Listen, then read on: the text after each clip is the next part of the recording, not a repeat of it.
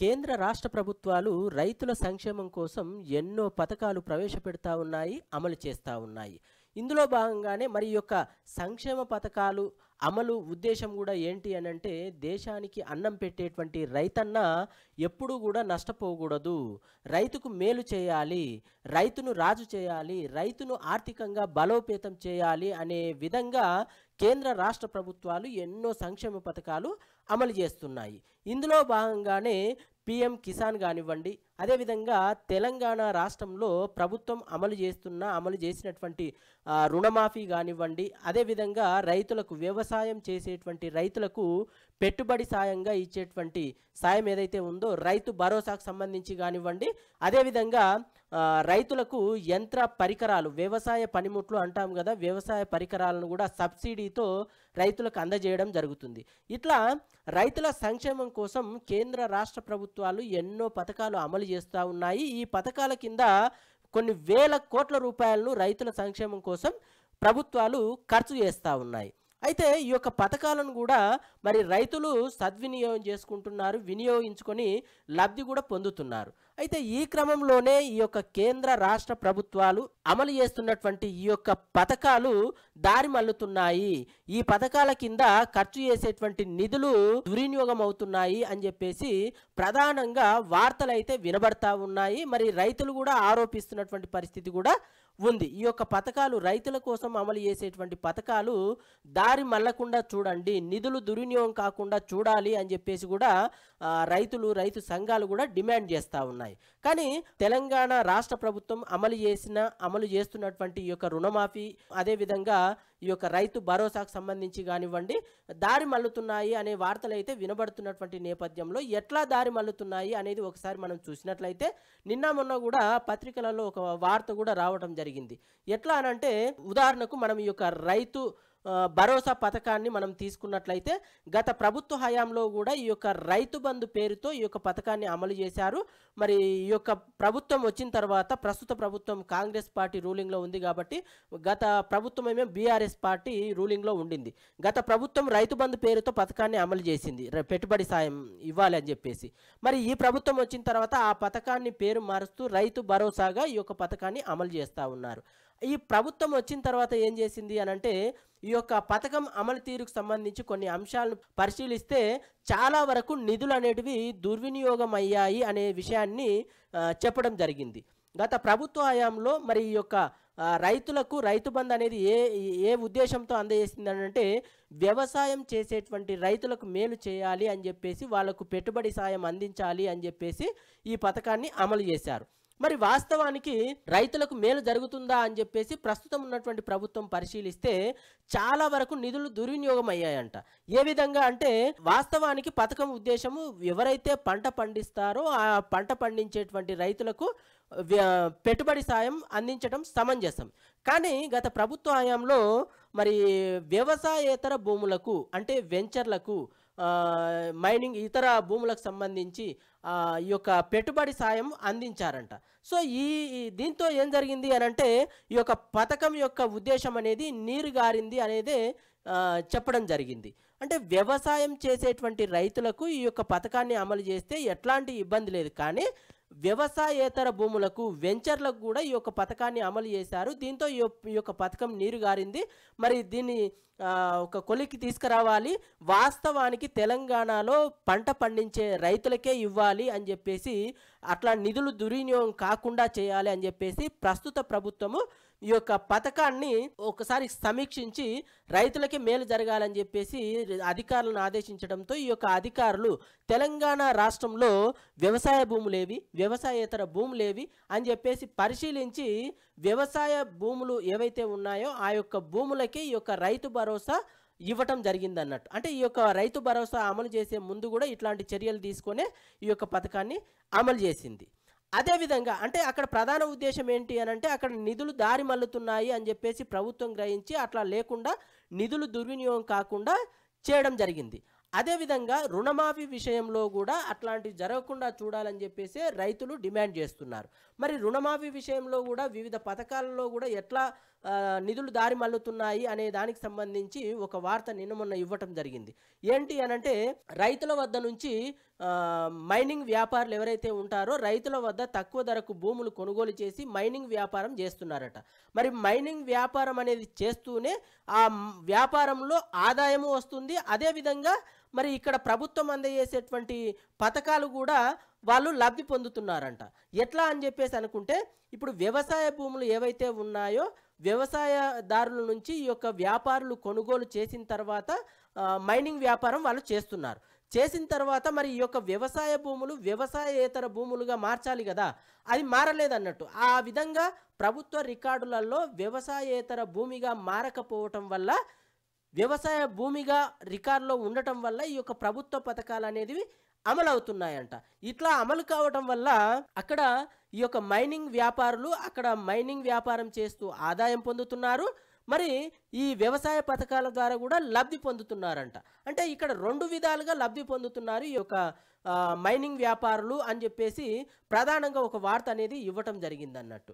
అయితే ఇక్కడ ఈ అంశాన్నే పరిగణలోకి తీసుకొని మొన్న వార్తలో కూడా ఏంటి అనంటే ఈ యొక్క ములుగు జిల్లా సంబంధించి మల్లంపల్లి మండలంలో దాదాపుగా 800 ఎకరాలలో రైతుల పేరుతో చూపబడినటువంటి భూములు ఆ యొక్క వాస్తవానికి ఆ యొక్క భూములు అనేటివి మైనింగ్ కంపెనీల నియంత్రణలో ఉన్నాయంట. కానీ ప్రభుత్వ రికార్డులలో ఆ యొక్క భూములు అనేటివి వ్యవసాయ భూములుగానే ఉన్నాయంట. మరి దీంతో ఆ యొక్క మైనింగ్ వ్యాపారులు కూడా మరి ప్రభుత్వం నుంచి వచ్చేటువంటి సబ్సిడీలు కానివ్వండి, రుణమాఫీ కానివ్వండి, రైతు భరోసా కానివ్వండి, ఇట్లా వాళ్ళు లబ్ధి పొందుతున్నారు అనేది ప్రధానంగా అక్కడ ఉన్నటువంటి స్థానికులు రైతులు అనుమానం వ్యక్తం చేస్తున్నటువంటి పరిస్థితి అయితే ఉందంట. అది ఆ వార్తలో కూడా ఇవ్వటం జరిగింది. అయితే ఇది వాస్తవానికి ఏంటి అనంటే ఎప్పుడైతే మైనింగ్ వ్యాపారులు రైతుల నుంచి భూములు కొనుగోలు చేసి లేదంటే లీజుకు తీసుకొని ఏదైతే మైనింగ్ వ్యాపారం చేస్తున్నారో అప్పుడు దానికి సంబంధించి ప్రభుత్వ రికార్డులలో కూడా మరి అది వ్యవసాయేతర భూమిగా మార్చాల్సిన అవసరం కూడా ఉంటుంది. ఆ విధంగా మార్చకపోవటం వల్ల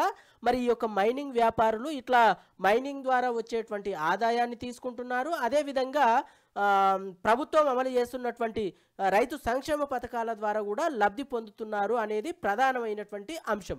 అయితే ఈ యొక్క భూముల మీద కూడా మరి ఆ యొక్క వ్యాపారులు బ్యాంకుల నుంచి రుణాలు కూడా తీసుకొని మరి రుణమాఫీ కూడా మాఫీ చేయించుకుంటున్నారు అనేటువంటి ఆరోపణలు, అనుమానాలు కూడా స్థానికంగా ఉన్నటువంటి రైతులు అంటే ఆ ములుగు జిల్లాలో మల్లంపల్లి మండలంలో దాదాపుగా 800 ఎకరాలకు సంబంధించిన రైతుల పేరుతో చూపబడినటువంటి భూములు ఏవైతే ఉన్నాయో ఆ భూములన్నీ కూడా మైనింగ్ కంపెనీల నియంత్రణలోనే ఉన్నాయంట. కానీ రికార్డులో వ్యవసాయ భూములుగా ఉండటం వల్ల ఈ యొక్క పథకాలు అనేది లబ్ధి పొందుతున్నారట. సో ఇది ఈ విధంగా నిధులు అనేటివి దుర్వినియోగం అవుతున్నాయి. ప్రధానమైనటువంటి ఆరోపణ, ఒక అనుమానం కూడా రైతుల్లో ఉంది అని చెప్పేసి ప్రధానమైనటువంటి వార్త. మరి వాస్తవానికి ఈ యొక్క రైతులు ఎవరైతే ఉంటారో వాళ్ళకు మేలు చేస్తేనే ఈ యొక్క పథకం ఉద్దేశం అనేది నెరవేరుతుంది. మరి ఇక్కడ చూసినట్లయితే ఈ యొక్క మైనింగ్ వ్యాపారులు మైనింగ్ వ్యాపారం చేస్తూ అక్కడ ఆదాయం పొందుతున్నారు. ఇట్లా వ్యవసాయం పథకాలు ఏవైతే ఉన్నాయో ఈ పథకాల ద్వారా కూడా లబ్ధి పొందుతున్నారు అనేది ఇక్కడ ఆ యొక్క వార్త ద్వారా తెలుస్తూ ఉంది. మరి రైతులు కూడా ఇట్లా జరుగుతుంది, దీని మీద కూడా ప్రభుత్వం చర్యలు తీసుకొని ఇట్లాంటి వాటి మీద ఎవరైతే వ్యవసాయం చేయకుండా ఎవరైతే లబ్ధి పొందారో అట్లాంటి వాళ్ళ దగ్గర నుంచి కూడా ఈ యొక్క సొమ్మును కూడా రికవరీ చేయాలి అని చెప్పేసి వ్యవసాయ సంఘాలు, రైతులు కూడా డిమాండ్ చేస్తున్నటువంటి పరిస్థితి కూడా ఉందన్నట్టు. మరి ఇట్లా సంక్షేమ పథకాలు అంటే వాస్తవానికి ఎవరైతే రైతులై ఉన్నారో వ్యవసాయం చేస్తున్నారో ఆ వ్యవసాయదారులకు ఈ యొక్క పెట్టుబడి సాయం అందించడం అనేది సమంజసం. అదేవిధంగా రైతులు ఎవరైతే రుణాలు తీసుకొని వ్యవసాయం చేస్తున్నారో అట్లాంటి రైతులకు మాఫీ చేయడం కూడా సమంజసమే. కానీ ఇక్కడ చూసినట్లయితే ఈ యొక్క ములుగు జిల్లాలో మల్లంపల్లి మండలంలో ఏదైతే మైనింగ్ వ్యాపారులు రైతుల వద్ద భూములు తీసుకొని మైనింగ్ వ్యాపారం చేస్తున్నారో మరి వీళ్ళు మరి దాదాపు ఈ యొక్క పథకాల నుంచి కూడా లబ్ధి పొందుతున్నారు అనే అనుమానాలు కూడా వ్యక్తం చేస్తున్నటువంటి పరిస్థితి ఉంది. అయితే వాస్తవానికి ఈ యొక్క రుణమాఫీ పథకానికి సంబంధించి కూడా గత ప్రభుత్వ హయాంలో అంటే 2023లో కూడా ₹1,00,000 వరకు రుణమాఫీ ఏదైతే గత ప్రభుత్వం చేసిందో ఆ విధంగా అక్కడ ఆ రుణమాఫీ కానివ్వండి, మళ్ళీ ఇప్పుడు ఈ ప్రభుత్వం వచ్చిన తర్వాత ₹2,00,000 రుణమాఫీ కానివ్వండి, ఇట్లా కొన్ని వందల కోట్ల రూపాయలు కూడా ఈ యొక్క రుణమాఫీ కోసం అని చెప్పేసి ఆ యొక్క జిల్లాలో అమలు చేశారు. మరి కొన్ని నిధులు కూడా దుర్వినియోగం అయ్యాయి అని చెప్పేసి రైతులు ఆరోపణలు చేస్తున్నటువంటి, అనుమానం వ్యక్తం చేస్తున్నటువంటి పరిస్థితి కూడా ఉంది. మరి దీని మీద ఈ యొక్క ఎవరైతే అంటే వ్యవసాయేతర భూముల మీద ఈ యొక్క రైతు పథకాలు తో లబ్ధి పొందుతున్నారో లబ్ధి పొందారో ఆ యొక్క లబ్ధి పొందినటువంటి వాళ్ళ నుంచి ఆ యొక్క డబ్బు అనేది రికవరీ చేయాలి అని చెప్పేసి ప్రధానంగా డిమాండ్ చేస్తున్నటువంటి పరిస్థితి కూడా ఉంది. మరి ఈ అంశాన్ని అంటే రైతులకు సంబంధించి మొన్న ఒక వార్త వచ్చింది. ఆ వార్త మీరు ఇక్కడ చూడొచ్చు. రైతు సంక్షేమం పక్కదారి, అన్నదాతల ఫలాలు కాజేస్తున్న మైనింగ్, వ్యాపారుల జేబులోకి రుణమాఫీ సొమ్ము అంటూ ఇక్కడ వార్త చూడొచ్చు. అయితే ఇక్కడ ప్రధానంగా ఈ యొక్క ఇందాక మనం అనుకున్నట్టుగానే ఈ యొక్క రైతు సంక్షేమం కోసం అమలు చేస్తున్నటువంటి పథకాలు దారి మల్లుతున్నాయి అనేది ప్రధాన అంశం అన్నట్టు. ఈ రుణమాఫీ విషయంలో కానివ్వండి, రైతు భరోసా కానివ్వండి, మరి ప్రస్తుత ప్రభుత్వము రుణమాఫీ రైతు భరోసా అనేది ఏ విధంగా అమలు చేసిందో అంటే వ్యవసాయం చేసేటువంటి రైతులకే చెందాలి అని చెప్పేసి మొదటగా అధికారులతోని విచారించి వ్యవసాయ భూములకు మాత్రమే ఈ యొక్క రైతు భరోసా ఏ విధంగా అయితే అమలు చేస్తుందో అదే మాదిరిగా ఈ యొక్క రుణమాఫీ కూడా ఈ యొక్క రైతులకే చేరే విధంగా ఈ యొక్క ప్రభుత్వ పథకాలు వాస్తవమైన రైతులకే చేరే విధంగా ప్రభుత్వం చర్యలు తీసుకోవాలని చెప్పేసి డిమాండ్ అయితే చేస్తూ ఉన్నారు. అయితే ఇక్కడ నాట్ ఓన్లీ మనము ఈ అంశాన్ని ఈ యొక్క వార్త ఇందాక మనం వార్త చూసాం కదా, ములుగు జిల్లాలో ఈ యొక్క మల్లంపల్లి మండలంలో ఈ విధంగా జరుగుతుందేమో అనే అనుమానం అని చెప్పేసి ఒక వార్త మనం ఇందాక చూసాం కదా. మరి ఈ యొక్క ములుగు జిల్లాలోనే ఇట్లా జరిగిందా లేకపోతే తెలంగాణ రాష్ట్ర వ్యాప్తంగా కూడా జరిగిందా అనే అనుమానం కూడా వ్యక్తం అవుతుంది అన్నట్టు. ప్రజల్లో రైతుల్లో కూడా ఇట్లాంటి అనుమానం కూడా వస్తుంది. ఎందుకు అనంటే ఇక్కడ నిదర్శనం ఈ యొక్క ములుగు జిల్లాలో మల్లంపల్లి మండలంలో కూడా మరి వ్యవసాయేతర భూముల మీద రుణాలు పొంది ప్రభుత్వం అమలు చేసిన రుణమాఫీ లబ్ధి పొందటము, రైతు భరోసా లబ్ధి పొందటము ఇట్లాంటివి ఇక్కడ ఇప్పుడు ఇందాక మనం చూసినటువంటి వార్తలు మనం చూసాం కదా. అట్లా పథకాలు అనేటివి మరి రాష్ట్ర వ్యాప్తంగా కూడా ఇట్లా జరిగే అవకాశం కూడా లేకపోలేదు. ఇలా జరిగేందుకు అవకాశం ఉంది కాబట్టి మరి ప్రభుత్వం కూడా భూ యాజమాన్య ధృవీకరణ జరిపి ఈ యొక్క భూములకు సంబంధించి వ్యవసాయేతర భూములుగా ఉన్నటువంటి భూములను ప్రభుత్వ రికార్డులలో వ్యవసాయ భూములుగా ఉండింది కదా, అట్లాంటి భూములను తొలగించి వ్యవసాయేతర భూములుగా నమోదు చేయాలి. చేస్తే కొంత ప్రభుత్వ ధనం అనేది దుర్వినియోగం కాకుండా చేయడానికి ఆస్కారం ఉంటుంది. కాబట్టి ఈ యొక్క విషయం మీద కూడా ప్రభుత్వం దృష్టి సారించాలి అని చెప్పేసి ప్రధానంగా రైతు సంఘాలు డిమాండ్ చేస్తున్నాయి. మరి మీ ప్రాంతాల్లో కూడా అంటే తెలంగాణ రాష్ట్ర ప్రభుత్వం ఈ యొక్క సంక్షేమ పథకాలు రైతు భరోసా కానివ్వండి, రుణమాఫీ కానీ రాష్ట్ర వ్యాప్తంగా అమలు చేసింది కదా.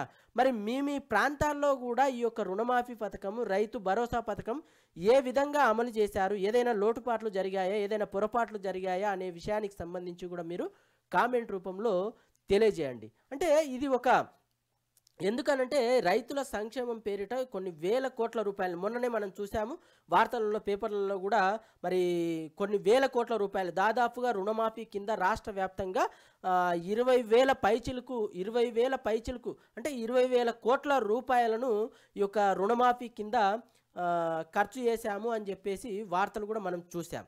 మరి ఇన్ని వేల కోట్ల రూపాయలు ఖర్చు చేస్తూ ఉన్నారు కదా, మరి ఎంత మేరకు ఈ యొక్క పథకం యొక్క ఉద్దేశం అనేది నెరవేరిందా లేదా అనేది కూడా మీ ప్రాంతాల్లో ఎట్లా ఇంప్లిమెంటేషన్ చేశారు రుణమాఫీ, రైతు భరోసా అనే అంశానికి సంబంధించి కూడా మీరు కామెంట్ చేయొచ్చు. మరి ఇట్లాంటి అవకతవకలు కూడా జరిగేందుకు అవకాశం లేకపోలేదు. కాబట్టి మరి రైతులు అయితే ప్రధానంగా డిమాండ్ చేస్తున్నటువంటి అంశం ఏంటి అనంటే ఈ ప్రభుత్వం అమలు చేసేటువంటి సంక్షేమ పథకాలు అక్రమార్కుల జేబుల్లోకి వెళ్లకుండా చర్యలు తీసుకోవాలి అని చెప్పేసి డిమాండ్ అయితే చేస్తూ ఉన్నారు.